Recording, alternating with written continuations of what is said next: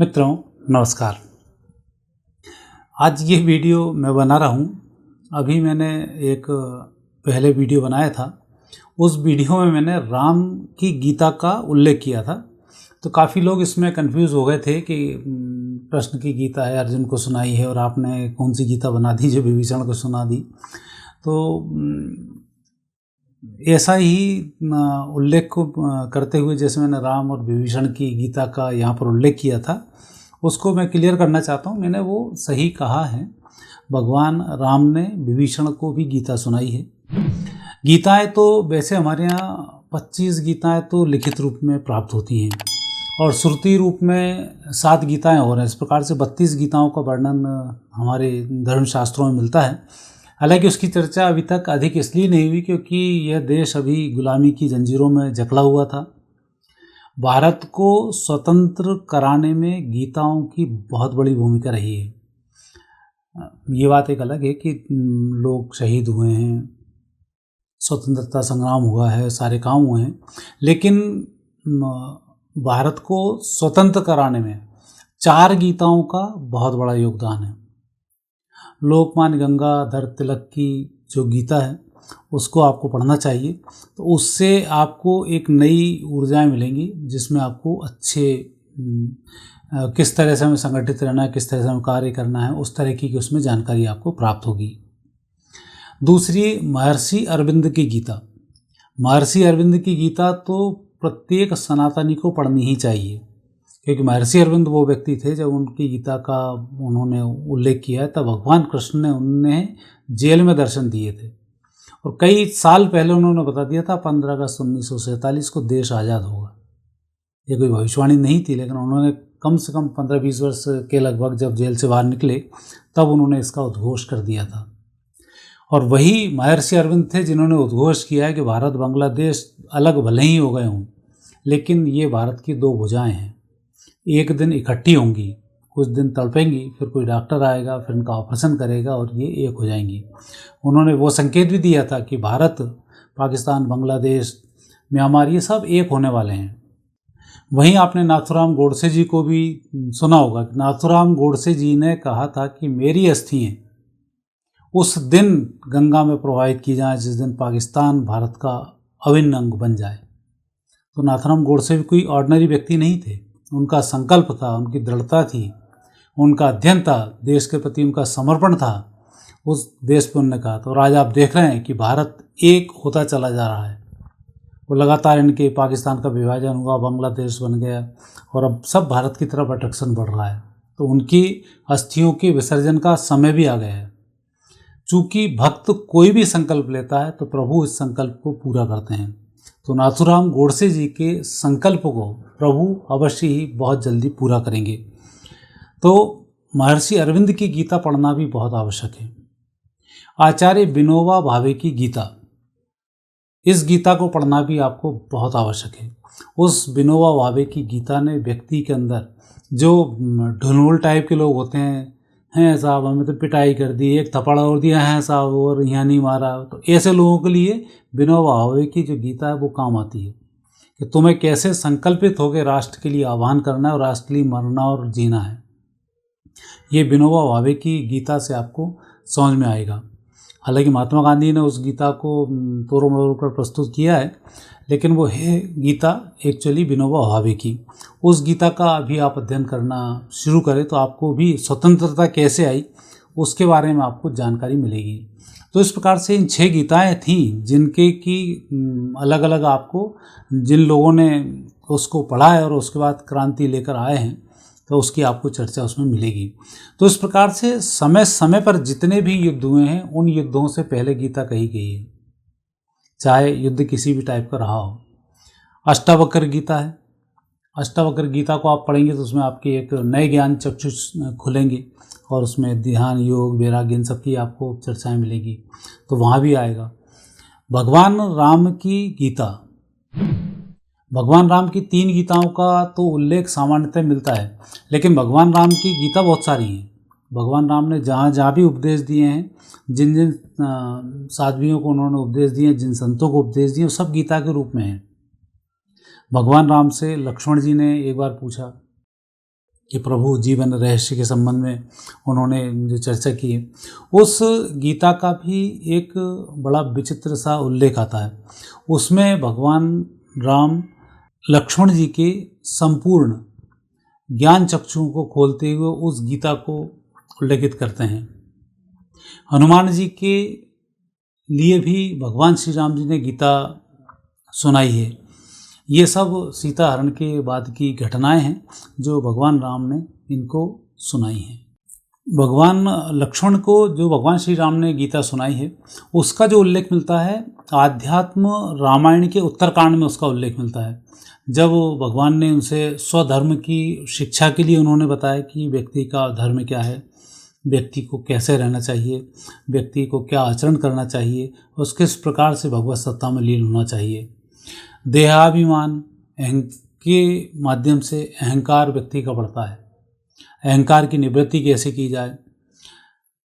विशुद्ध विज्ञान जो होता है, इस विज्ञान की जो शिक्षा होती है उससे आत्मज्ञान की प्राप्ति होती है। और यही विज्ञान जब बिगड़ जाता है और मन के अंदर जब नेगेटिव थॉट्स ज़्यादा बने होते हैं तो यही विज्ञान विध्वंस का कारण बन जाता है। जैसे हमारे यहाँ कई लोग हैं, कई सीए हैं, कोई इंजीनियर हैं, कोई डॉक्टर हैं, उपाधि बड़ी बड़ी पढ़ ली, परंतु एक किताब उनने पढ़ ली तो सीधी सीधी पूरी ज्ञान उनके जीरो हो गए और उन्होंने बंदूक उठाई और आतंकवादी की श्रेणी में आ गए। पढ़ा लिखा ज्ञान सब जीरो हो गया। तो ये वही ज्ञान है जिस विज्ञान को उसका जो लक्ष्य था वो नेगेटिव चला गया, तो ये सारा विज्ञान नेगेटिव में चला जाता है। और यही विज्ञान जब आगे बढ़ के पॉजिटिव स्थिति में आता है तो यही आध्यात्म का अंतर्ज्ञान बन जाता है। तो उसकी शिक्षा उन्होंने लक्ष्मण को प्रदान की है कि किस प्रकार से कैसी शिक्षा व्यक्ति ग्रहण करनी चाहिए। जब उन्होंने लक्ष्मण को इस प्रकार की शिक्षा प्रदान की तब उन्हें समझ में आया था कि उनका जो भगवान परशुराम जी के साथ संवाद हुआ था तो परशुराम जी भगवान राम की परीक्षा ले रहे थे। इसके बाद उनको समझ में आया कि परशुराम क्या है। विद्या, कर्म, संकल्प, ये सब विद्या का जो फल है वो संकल्प के अनुसार प्राप्त होता है कि आप करना क्या चाहते हैं। यदि संकल्प आपका मजबूत और आध्यात्मिक है तो उस दृष्टि से पहुँचती है। उस संकल्प आपका विनाशकारी तो आप विनाश की तरफ चले जाते हैं। तो जितने भी विनाशकारी दिखे होंगे सब उसी संकल्प से आए। तो ऐसा ही उल्लेख भगवान कृष्ण ने भी अर्जुन को गीता में दिया, वो भी युद्ध का ही समय था। सीता हरण के बाद ये सारी गीता राम ने सुनाई हैं, तो ये भी एक युद्ध का समय था। हनुमान जी को भी उन्होंने उसी समय में शिक्षा प्रदान की कि भगवत सत्ता तक प्राप्ति के लिए हनुमान जी ने बहुत सारे प्रश्न भगवान राम से किए हैं, तो उन्होंने उनके सारे गूढ़ रहस्य उनके सामने अपने उजागर किए हैं और भगवत सत्ता तक पहुँचने के उन्होंने लक्षण बताए हैं। तो ऐसी ही गीता युद्ध के समय में विभीषण को भगवान श्री राम ने सुनाई है। विभीषण जब युद्ध में पहुंच चुके थे तब घबराहट, बेचैनी और जो स्थिति अर्जुन की हुई थी वही उसकी हो गई थी। उसने देखा राम नंगे पैर हैं, धनुष बाण हाथ में है, छहरा सा शरीर है, रावण इतने बड़े रथ के ऊपर बैठा हुआ है, उसकी पूरी ध्वजाएं हैं, पताकाएं फहरा रही हैं और एक युद्ध को लेकर वो आएगा। चिंतित हो गया। चिंतित होने के बाद उसकी चिंता लाजमी थी क्योंकि उसने रावण के पराक्रम को देखा है, रावण के संदर्भ में वो जानता था। एक घटना रावण की बहन शूर्पणखा के साथ घटी, तो विद्युजीवा इससे शादी करना चाहता था, ये भी उससे शादी करना चाहती थी। लेकिन विद्युजीवा जो था, जिस जगह काल के नाम के स्थान का वहाँ का राजा था, सेनापति था, इस बहुत बहादुर था और ये रावण के राज्य में जाकर रावण को जीतना चाहता था। एक दिन प्रसंगवश इसने शूर्पणखा को ये कह डाला कि मैं रावण को विजय प्राप्त करूंगा और उसके वहाँ जाकर सेनापति बनूंगा। शूर्पणखा समझ गई कि ये जाएगा और रावण इसके अंतर्मन को पढ़ लेगा और उसको वहीं निपटा देगा।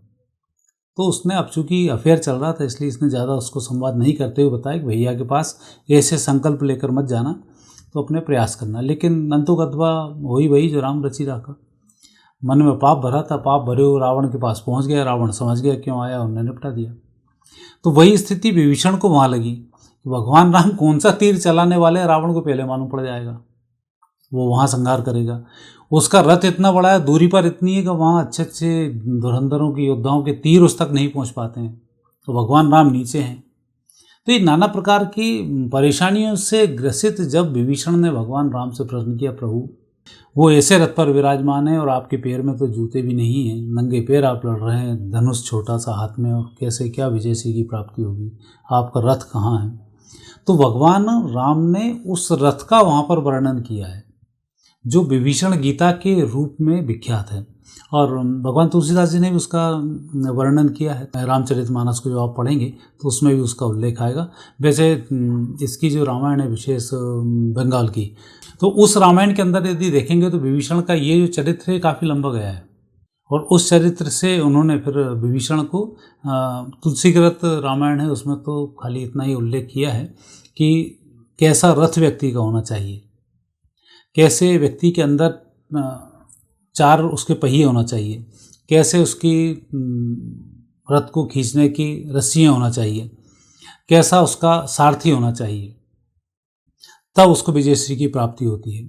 तो उसके वर्णन में बल, विवेक, दम्भ, भलाई, ये तो 4 घोड़े उन्होंने बताए हैं। शौर्य, धैर्य, ये 2 उन्होंने पहिए बताए हैं। ध्वजा, पताका, ये जिनका जो उल्लेख किया हुआ है, ये व्यक्ति के अंतर्मन को की स्थिति को बताया है। सारथी उन्होंने भजन बताया कि भगवत सत्ता का भजन यदि आप करोगे तो आपका सारथी बहुत अच्छा होगा। वैराग्य मोह को काट देता है कि रावण के अंदर जितने दुर्गुण थे उन्होंने सब इस पहिए, रथ के पहिए के रूप में बताए कि उसको हम कैसे विजय श्री की प्राप्ति करते हैं। और इन्हीं लक्षणों को यदि आज के धरातल पर देखें तो इन मुगलों पर और इन ईसाइयों पर हमने विजय श्री की प्राप्ति इन्हीं चीज़ों से की है। महात्मा गांधी जो राष्ट्रपिता और पूजनीय है, उसके पीछे कारण ये है कि ऐसे लोगों को बाहर निकालने का काम बहुत बड़ा था जिसको महात्मा गांधी ने बखूबी किया। सुभाष चंद्र बोस जी इसी गुण के कारण महात्मा गांधी से टकराए नहीं, उनको हराने के बाद चुपचाप चले गए और वापस उनको अध्यक्ष बना गए। बाकी जो हुआ वो खैर अलग बात है, पर ये गुण उनमें एक विशेष था जिसमें कि लोगों को लेके आते थे। और विनोबा भावे जी उनके मेन थे। विनोबा भावे जी जो सोचते थे महात्मा गांधी उस काम को करते थे। एक कहानी आपने सुनी होगी कि लड़का गुड़ खाता था और वो महात्मा गांधी के पास आया था। महात्मा गांधी का मैं खुद भी गुड़ खाता हूँ, पहले मैंने छोड़ा फिर उसका छुड़वाया। ये एक्चुअली कथा है, कहानी जो है ये विनोबा भावे के साथ घटित हुई कहानी है। टंडन परिवार है गुजरात में, वो आपको बता देगा जिस परिवार में घटना घटी है, तो वो विनोबा भावे के साथ घटी, महात्मा गांधी के साथ नहीं घटी। तो इस प्रकार से जो वर्णन किए गए हैं युद्ध को विजय सिंह की प्राप्ति के, वो वर्णन बड़े खास हैं। इसलिए विभीषण की गीता को पढ़ना बहुत आवश्यक है। कैसा ध्वज होना चाहिए, पताकाएं क्या होती हैं, रथ को हम कैसे खींचते हैं, तो हमारी इंद्रियों के बारे में उन्होंने वर्णन किया है और उसी से हम विजयश्री को प्राप्त कर लेते हैं। संतोष की तलवार अच्छे को काट देती है, तो धैर्य व्यक्ति के अंदर होना चाहिए। दान को उन्होंने फरसा बताया है, दान करोगे तो दान आपकी हमेशा मदद करता है। गुरु और विप्र, इनका सम्मान करना, ये आपकी ध्वज और पताका हैं जो आपको विजयश्री दिलवाती हैं। गुरु जो आपको समझा रहा है, आप अहंकार में आकर गुरु को नीचा या कुछ गुरु के दुर्गुण देख लिए तो अपने आप को गुरु से बड़ा समझ लिया, ये सब आपको निपटा देता है। तो उसके गुण देखो, दुर्गुण ना देखो। विप्र का हमेशा ध्यान रखो, ये आपके लिए विपरीत समय में साक्षी बनते हैं, इसलिए इनको कवच की संज्ञा दी गई है। तो ऐसा उसमें उल्लेख करेंगे। मेरा खाली एक उल्लेख यही था कि विभीषण और राम की भी एक गीता है, उस गीता को हर व्यक्ति को पढ़ना चाहिए, जिससे राम कैसे विजयश्री को प्राप्त करते हैं। क्योंकि भगवान कृष्ण ने तो अपना स्वरूप अर्जुन को दिखा दिया था चक्षु दिखा के। चूँकि राम मर्यादित थे इसलिए उन्होंने मर्यादाओं के कारण अपनी विभूतियों का वर्णन किया है, वो हनुमान जी से किया है। हनुमान गीता पढ़ोगे आपको और आनंद आएगा। लक्ष्मण गीता पढ़ोगे तो आपको अर्जुन वाला आनंद आएगा। अर्जुन की गीता में जहाँ जहाँ आपको कुछ समझ में नहीं आए तो लक्ष्मण गीता पढ़ना, वो सब समझ में आ जाएगा। और अर्जुन के गूढ़ रहस्य यदि समझ में ना आए तो हनुमान गीता पढ़ना, उससे आपको गूढ़ रहस्य समझ में आ जाएंगे। और यदि अर्जुन की मन स्थिति क्या है और क्या सोच रहा है वो समझ में ना आए तो फिर विभीषण गीता पढ़ना, आपको वो समझ में आ जाएगा। तो उस प्रकार से इन गीताओं का आप अध्ययन करेंगे तो आपको निश्चित रूप से अभूतपूर्व लाभ की प्राप्ति होगी। और अब समय आ चुका है, चूँकि सनातन का समय है, विजयश्री का समय है, 2032 से भगवत सत्ता की प्राप्ति अब सभी को होने वाली है। तो इन सब चीज़ों की तैयारी व्यक्ति को करना चाहिए और इसीलिए सब ग्रंथ निकल कर अब सामने आ रहे हैं। अन्यथा इनका वर्णन तो पहले भी किया जा सकता था, इसलिए एक गीता की प्रसिद्धि मिली जो भगवान कृष्ण और अर्जुन के बीच के संवाद के रूप में थी। बाकी जो 24-25 गीताएँ हैं उनका वर्णन मैं आपसे आगे फिर करता रहूँगा। मित्रों, आज इतना ही। आगे फिर नए विषय के साथ आपसे भेंट होगी और इन सब बातों में आपके क्या कमेंट्स हैं मुझे कमेंट्स बॉक्स में कमेंट्स अवश्य करें और आप क्या जानना चाहते हैं इसकी भी आप जानकारी हमें उपलब्ध अवश्य कराएं। फिर नए विषय के साथ आपसे भेंट होगी। चैनल को सब्सक्राइब करना नहीं भूलें। धन्यवाद।